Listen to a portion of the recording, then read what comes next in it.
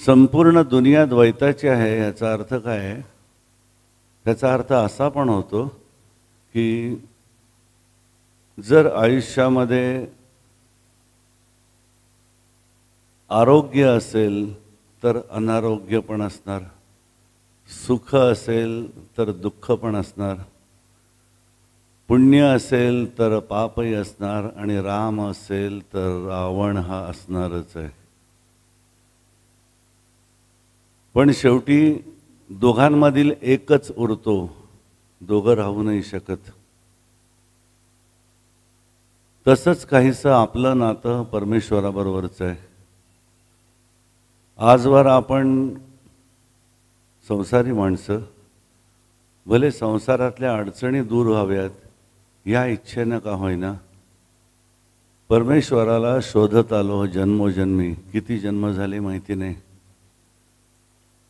आजचं विज्ञान geology department सांगतं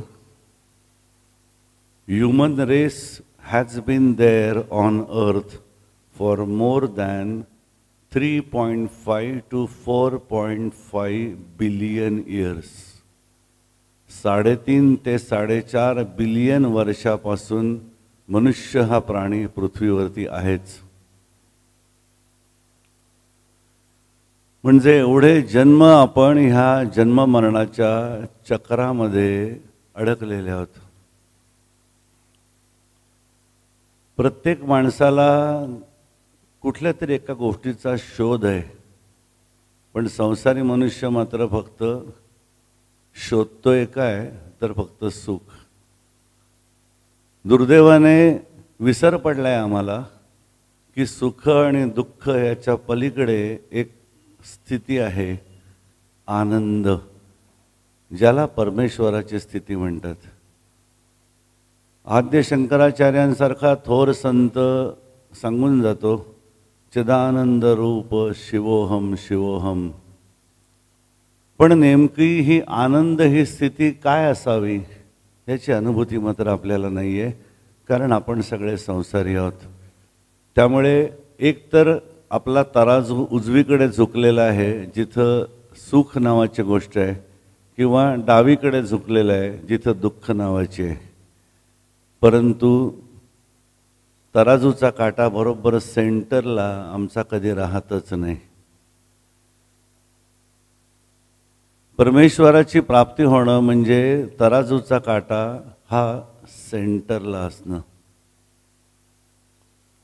आणि सेंटरला असणं म्हणजेच 7 हा आकडा आहे.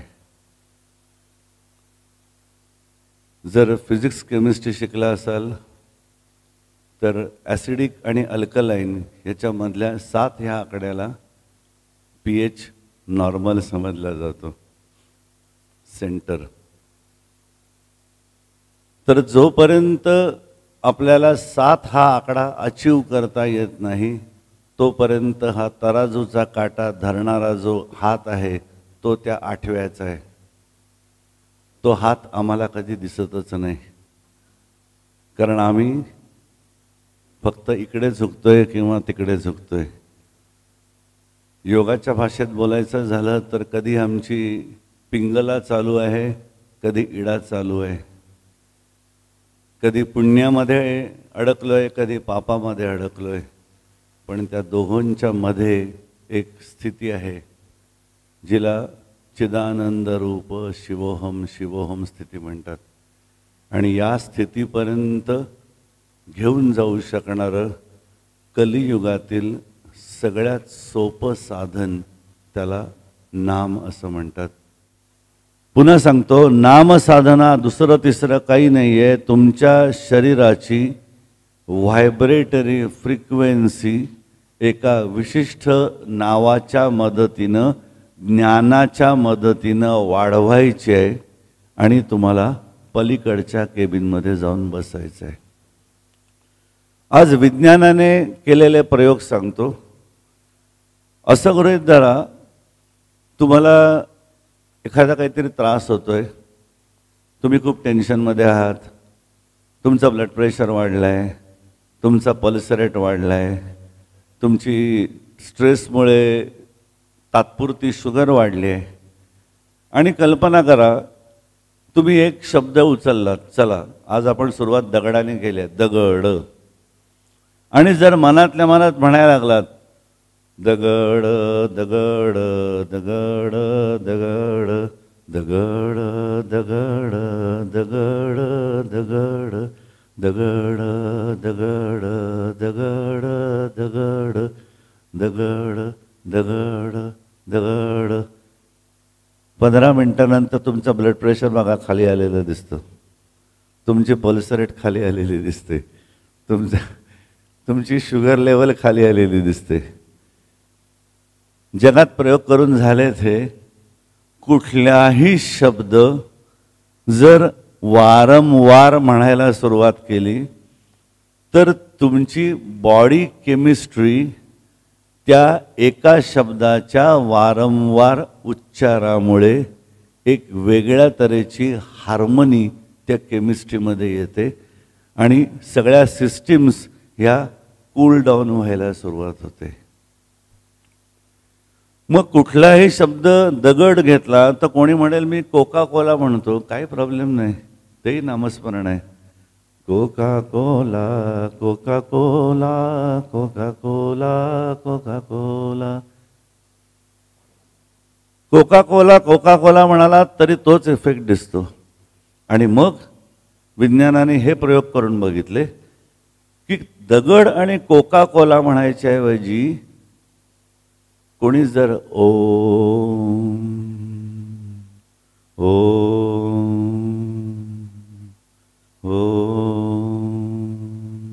असं जर म्हटलं तर आधी मिळणारे चांगले इफेक्ट्स हे अनंतपटीने एनहान्स झालेले दिसले.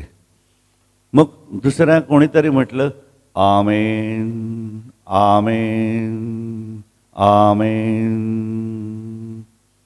तरीही एनहान्स झाले.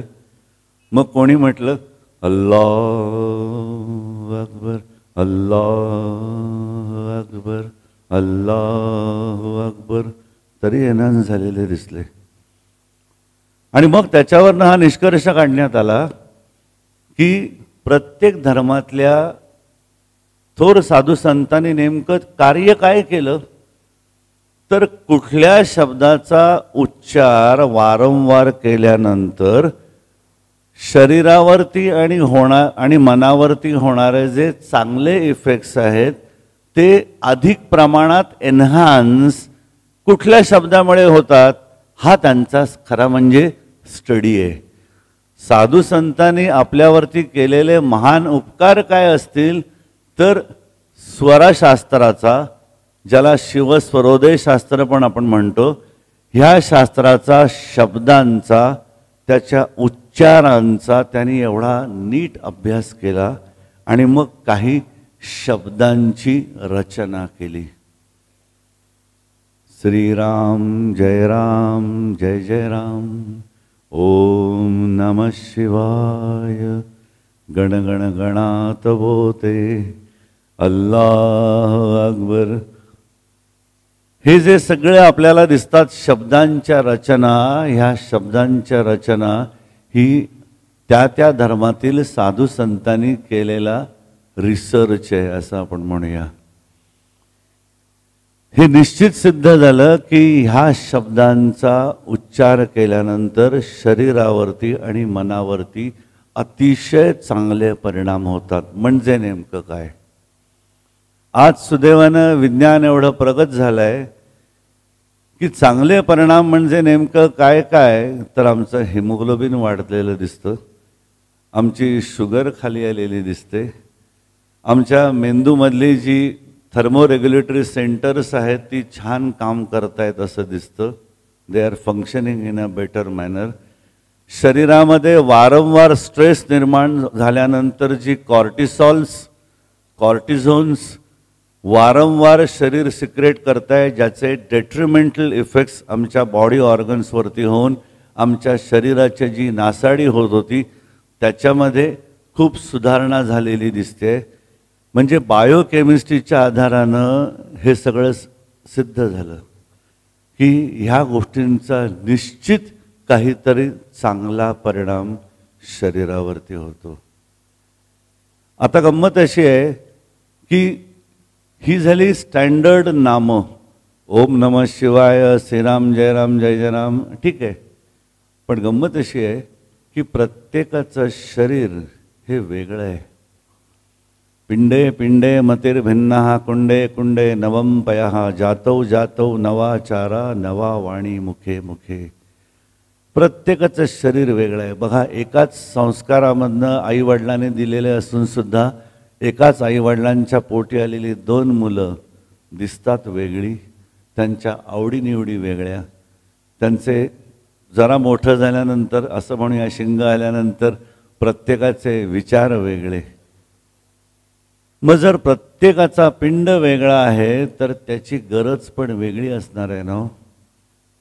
म्हणजे आजही आम्हाला औषध द्यायचं झालं तरी त्या माणसाचा पर केजी बॉडी वेट हे तरी निदान आम्ही वेगळं पण मानतो. असं नुसतं मानत नाही की ह्या वयोगटातील सगळ्यांना हा डोस द्या. अरे, ह्या वयोगटातला हा मनुष्य असा आहे आणि दुसरा मनुष्य असा आहे, तर त्याच्या औषधाचा डोस वेगळा असणार आहे.